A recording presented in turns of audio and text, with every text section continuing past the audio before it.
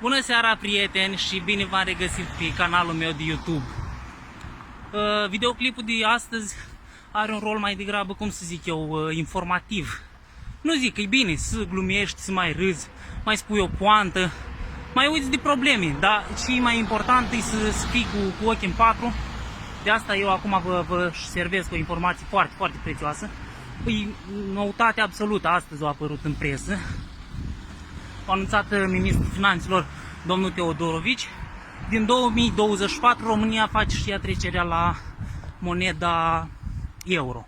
Acum, sfat foarte important, dacă aveți euro și mărunți, nu contează, monede, strângeți-i, nu împrăștieți aiurea, nu-i aruncați, cine știe, poate aveți o verișoară care spune, dă nimic, eu mă duc eu în Italia și găsesc eu.